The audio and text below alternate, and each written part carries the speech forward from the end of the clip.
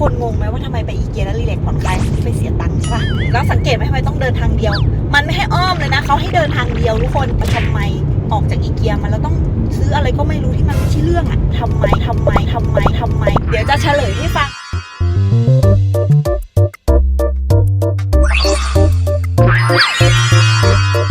ไปไหนคะเจ๊เจอกันในรถอีกแล้วเนาะชีวิตส่วนใหญ่ก็จะอยู่กับรถกับที่ทำงานทุกคนไม่มีที่ไหนหรอกนะคะก็วันนี้เนี่ยจริงๆต้องบอกงี้ก่อนว่าช่วงนี้มันเป็นช่วงที่แบบชิ้นงานไม่ค่อยออกอะค่ะเราก็เลยคิดว่าเราจะไปเดินอีเกียที่มีกาบบางนาเพราะมันใกล้ออฟฟิศด้วยแล้วก็ไปดูไอเดียใหม่ๆเพราะแบบชาวบ้านชาวช่องเขาทำอะไรกันอะไรอย่างเงี้ยค่ะไม่ได้จะไปซื้อเฟอร์นิเจอร์หรอกนะอาจจะไปเดินดูของจุกจิกไปรับบรรยากาศที่มันแบบได้รีแลกซ์ผ่อนคลายทุกคนงงไหมว่าทำไมไปอีเกียแล้วรีแลกซ์ผ่อนคลายทั้งที่ไปเสียตังค์ใช่ป่ะนี่แหละเดี๋ยวเจ๊จะมาเล่าให้ฟังเดี๋ยวเจ๊ถามก่อนเจ๊ถามตากล้องเลยว่าทุกคนไปอีเกียเนี่ยทุกคนคิดว่าอีเกียมันไปแล้วมันเป็นยังไงดูบ้านตัวอย่างได้เห็นไอเดียในการจัดห้อง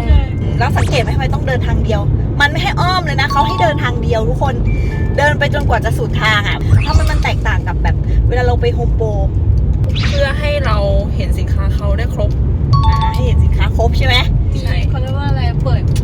โอกาสให้เห็นสินค้ามากขึ้นเพิ่มการมองเห็นเดี๋ยวจะมาเฉลยให้ฟังจริงๆมันมีอะไรมากกว่านั้นคืออันนี้จากการที่ได้อ่านบทความแล้วก็ศึกษามานะว่าแบบแนวคิดของการที่อีเกียนะทำไมเขาถึงทำแบบนั้นแล้วก็ทำไมออกจากอีเกียมาแล้วต้องซื้ออะไรก็ไม่รู้ที่มันไม่ใช่เรื่องอ่ะเข้าใจปะเดี๋ยวจะเฉลยให้ฟังว่าที่เจ๊อ่านข้อมูลมาแล้วก็ที่เจ๊ได้แบบสัมผัสจริงๆแล้วเปรียบเทียบให้ดูเลยว่าการไปเดินแบบที่เราสามารถเลือกได้เลยหรือการไปเดินแบบบังคับแบบนั้นอ่ะมันมีเทคนิคอะไรของเขานะอันนี้เป็นกิมมิคเล็กๆเดี๋ยวไว้มาเล่าให้ฟังขับรถก่อนนะคะทุกคน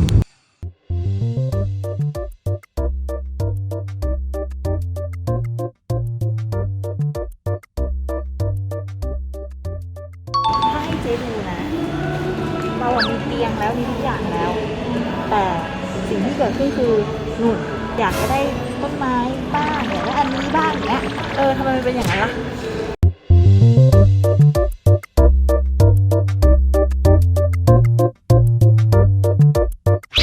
ได้บิวอารมณ์ก่อนไหมนี่ยังไม่ทันได้ช็อปเลยนะแต่นั่งมองไปมองมาเดี๋ยวนะวัตถุประสงค์เรามาซื้ออะไรอะ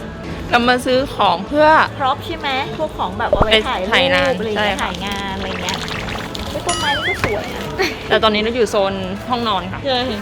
มันเป็นโซนเริ่มต้นด้วยแหละจริงๆโซนเนี้ยและถ้าเราสังเกตดีๆนะเราจะพบว่าการตกแต่งร้านที่อีเกียเนี่ยจะเน้นการใช้สีขาวและมีการติดกระจกมากมายหลายแห่งเลยนะคะสิ่งนี้แหละที่จะทำให้เรารู้สึกผ่อนคลายรู้สึกสบายตาแล้วก็สบายใจที่ได้มาเดินเวลาที่เรามาอีเกียทุกคนสังเกตนะว่าแบบมันเหมือนเป็นบรรยากาศที่เรารู้สึกว่ามันเหมือนบ้านเราอะพอเราเข้ามาในแต่ละโซนแต่ละห้องเรารู้สึกว่าเราเหมือนบ้านแล้วเราแบบเหมือนรีแลกซ์แล้วที่สำคัญคือมันจะออกแนวแบบการจัดวางแบบนี้มันจะเป็นแนวจิตวิทยานิดก็คือว่าทำให้เรารู้สึกเซฟรู้สึกแบบมันเรียกว่าเซฟโซนอะเหมือนอยู่บ้านพอเราอยู่บ้านเราก็เหมือนแบบรีแลกซ์อยากจะซื้ออยากจะหยิบจับอะไรมันก็กลายเป็นเหมือนแบบใช้อารมณ์ในการตัดสินใจในตอนนั้นอย่างเช่นสมมุติว่าเมื่อกี้เราไปเจอต้นไม้ใช่ไหมเรานั่งอยู่ห้องนอนเนี่ยมันเป็นจัดห้องนอนแท้ๆแต่ทำไมเราถึงอยากซื้อต้นไม้ต้นนั้นไปวางไว้ในบ้านล่ะเพราะว่าเรารู้สึกว่าแบบเฮ้ยมันสบายใจมันโล่งมันโปร่งฉันอยากจะหยิบของอันนี้ไปเลยแล้วก็อาจจะหยิบใส่ตะกร้าแล้วก็ไปจ่ายตังค์เลยแล้วพอไปถึงบ้านก็อาจจะงงว่ากูซื้อมาทำไมวะนั่นแหละนี่คือลักษณะของการที่อีเกียเขาจัดรูปแบบให้มันเป็นรูปแบบเหมือนแบบเป็นบ้านของเราเพื่อให้เรารู้สึกรีแลกซ์ผ่อนคลายในการช้อปปิ้งอย่างเงี้ยค่ะแล้วเราก็จะเกิดการซื้อโดยธรรมชาตินะคะแล้วก็การเดินแบบแนวเดียวหรือถ้าทุกคนได้ดูนะการเดินแบบแนวเดียวของเขาอะเดี๋ยวจะค่อยมาเล่าเลยว่าตอนต่อไปเป็นยังไงนะแต่ว่าเดี๋ยวทุกคนดูคลิปไปเรื่อยควรจะเห็นว่ามันเป็นการเดินแบบว่า one way นะคะแล้วเดี๋ยวเราก็ค่อยเดินกันเพราะมีอีกหลายอย่างที่เจ๊ยังไม่ได้ดูอันนี้คือเล่าให้ฟังก่อนว่าวิธีการจัดวางเขาที่เจ๊ศึกษาแนวของอีเกียมันจะเป็นประมาณนี้ทุกคนเพราะฉะนั้นไม่แปลกว่าเวลาไปเดินอีเกียกับไปเดินโฮมโปรหรือว่าบิ๊กซีหรืออะไรก็แล้วแต่โลตัสอะไรต่างๆทำไมของมันเป็นชิ้นเดียวกันอย่างเดียวกันเผลอๆที่นู่นราคาถูกกว่าด้วยซ้ำแต่เราไม่ซื้อนะเรามาซื้อที่นี่เฉยเลยนะอันนี้เป็นเรื่องของแบบการขายการจัดวางแบบนี้แนวของจิตวิทยาเข้ามานิดนึงแค่เราจะมาซื้อพร็อพนะคะเจ๊ก็ได้พรมไป1 พรมแล้วถ้าเราซื้อพรมใช่ไหมแล้วเราก็ต้องซื้ออันนี้ไปด้วย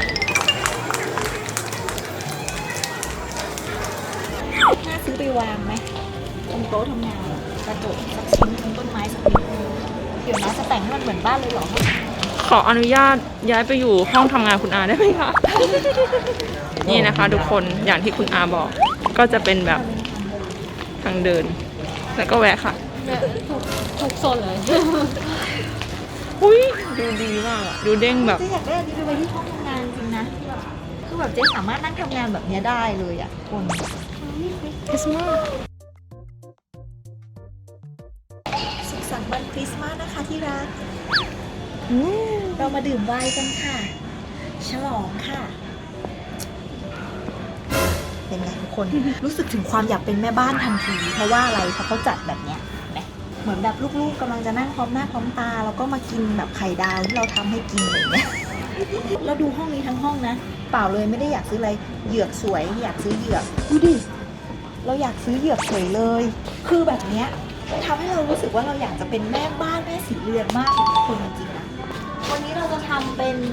ช็อกโกแลตร้อนนะคะ อันนี้เลยค่ะ กาแฟอาโกโก้อาค่ะ ดื่มแล้วหุ่นดี แน่นอนค่ะทุกคน วันนี้เราทำจากห้องครัวที่บ้านเลยนะคะ รู้สึกแบบดีมากเลยหรือว่าอยากจะได้เป็นน้ำชาหรืออะไรดีคะ เรามีให้ทุกอย่างค่ะเลือกอะไรดีคะ อย่าลืมดื่มกาแฟอาแล้วก็โกโก้อาทุกวันนะคะ เพราะว่าจะทำให้คุณอิ่มคุมหิวนานนะคะ แล้วก็บล็อกเบิร์นไขมันได้ดีค่ะ แล้วหุ่นก็จะดี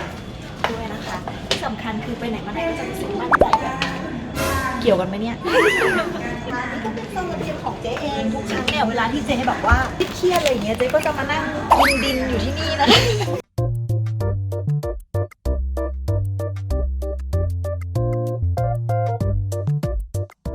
ห้องนี้คือดีมากเนี่ยแหละคือวิธีคลายเครียดแบบที่ว่าได้อินสปิเรชันจริงๆนะเวลายิ่งเราทำงานเกี่ยวกับพวกครีเอทีฟพวกบอกว่างานที่ต้องใช้สมองความคิดเยอะๆอ่ะเราต้องมาแบบเหมือนชาร์จแบตให้สมองมันโล่งบางทีเราอาจจะไม่ได้มีเวลาออกไปต่างจังหวัดอะไรเงี้ยแต่เชื่อว่าถ้าไปเดินห้างหรือว่าดูอีเกียดูของเนี่ยซื้อก็ได้คนเขาไม่ว่าหรอกเขาไม่รู้ด้วยว่าเราซื้อหรือไม่ซื้อนะคะก็ อีเกียเริ่มใช้สีน้ำเงินและสีเหลืองเนี่ยเป็นสีหลักของแบรนด์นะคะเมื่อปี 1980 นะเพราะอยากให้คนคิดถึงประเทศสวีเดนนะแล้วก็เดิมนะคะร้านอีเกียเนี่ยเขาจะเป็นสีขาวดำนะช่วงแบบประมาณ 1970 นะหลังจากแบบเศรษฐกิจฟื้นฟูแล้วคนก็แบบว่ามาบริโภคงานออกแบบกันมากขึ้นอะไรอย่างนี้นะคะคนก็เริ่มมีแบบว่ามีแนวแบบแนวที่ตัวเองชอบอะไรอย่างนี้ก็เลยแบบแต่งบ้านด้วยแบบสิ่งที่มีส่วนประกอบแบบจากเหล็กจากแก้วบ้างสีพาสเทลบ้างนะคะวัสดุที่แบบแสดงถึงว่าฉันมีฐานะที่ดีนะแบบเช่นกำมะหยี่ไหมหนังอะไรอย่างเงี้ยนะคะการตกแต่งบ้านด้วยของเนี่ยของมีราคาหรือของแพงเนี่ยนะคะเริ่มจากปี 1980 ทางอีเกียเนี่ยก็เลยเปลี่ยนภาพลักษณ์แบรนด์ใหม่ด้วยสีน้ำเงินแล้วก็สีเหลืองนะทุกคนเพื่อสร้างความเป็นมิตรแล้วก็เข้าถึงตลาดใหม่ๆด้วยนะคะ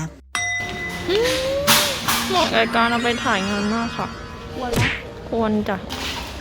ผ้าเช็ดจานก็สามารถไปวางรองพร็อพได้นะจ๊ะ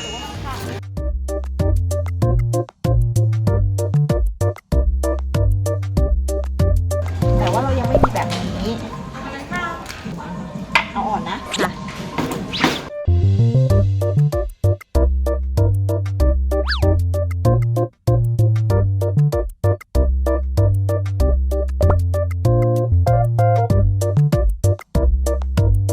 จริงๆเราควรจะซื้ออย่างนี้ไปด้วยนะเพราะว่าผลิตภัณฑ์เรามันเป็นผงไงเราจะได้แบบเทให้ลูกค้าดูแล้วเกลี่ยให้ดูเลย เฮ้ย เอาไหม2 อันหรือ2 อันแต่ว่าเบื้องต้นเอาอันไหน อันนี้ใช่ป่ะหนูชอบอันนี้นะ เท่านี้เหมือนกัน จบข่าวค่ะ นี่แก้ว29 บาทเองแก้วมา29 เอา บาท ไปถือเลยไหมเบียร์ ได้จ้ะ แก้เบื่อ 29 บาท ใส่เอาแม่ได้จ้ะ แล้วก็คือแปลกด้วยไม่มีแบบใส่ เอา ห่วง 2 ใบนะ ได้จ้ะนี่สวยอ่ะ 29 บาทเองคนซื้อไปเถอะคือยิ่งเครื่องครัวนี่ยิ่งเป็นโรคจิตอะไรก็ คือ ไม่ จะ รู้ เต็มแล้วอ่ะแค่หาชั้นล่างแป๊บนึงสมูทตี้ได้ เอาแก้วเดียวพอเนาะใบเดียวพอเนาะ อันนี้สำหรับคอโซจูนะคะกรึบก้า วิสกี้ วิสกี้ เอาเนาะเอา2 ใบนี้เนาะจ้ะ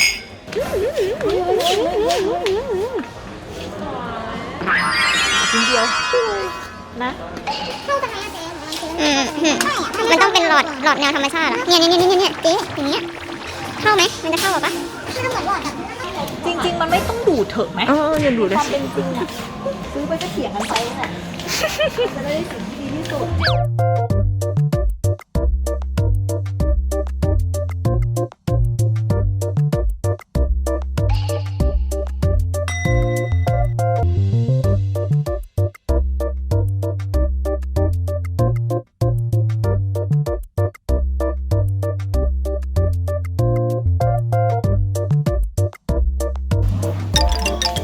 เป็นหน้าปลายเตียง อบอุ่นแบบว่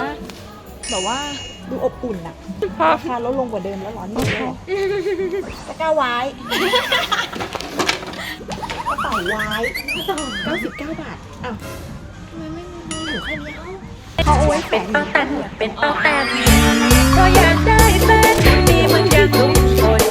จะอยู่ที่ไหนหวังมีแต่คนกดมาให้ลุ้นคนทุกคนให้กำลังใจ ปวดเข่า อันนี้มาขายอะไรอย่างเจ้า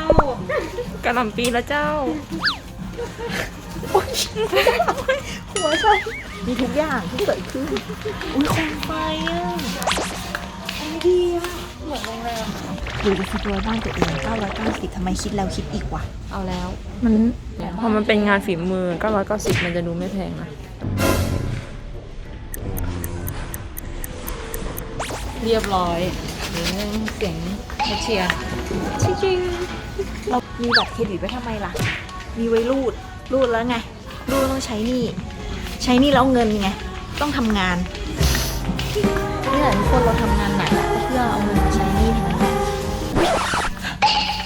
สวยมากเอาไปบ้าน990นะยูอันนี้890เอาไปสิ อินสปิเรชันเขาต้องมาจากกระติบข้าวเหนียวแน่เลย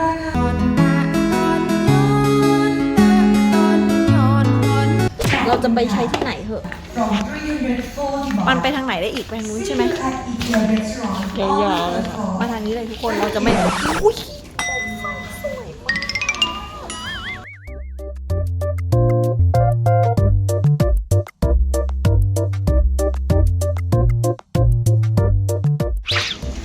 วันนี้จะมาซื้ออะไร บอกตั้งแต่ต้นปีบอกว่าจะมาซื้ออะไรซื้อ เพราะ ท็อป ถ่ายรูปสิคะ แล้วเราได้อะไรกลับไป ก็ได้ มันใช่ไหมล่ะต้องถามนะ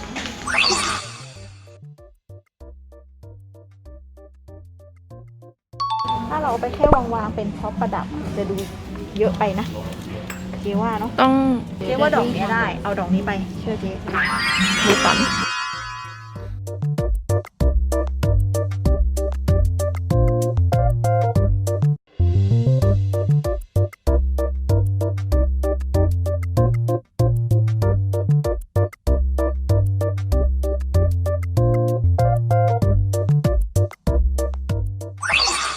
ทั้งหมดเท่าไหร่คะ 7,000 กว่าก็ได้แบบก็ได้งานอยู่นะได้งานเยอะอยู่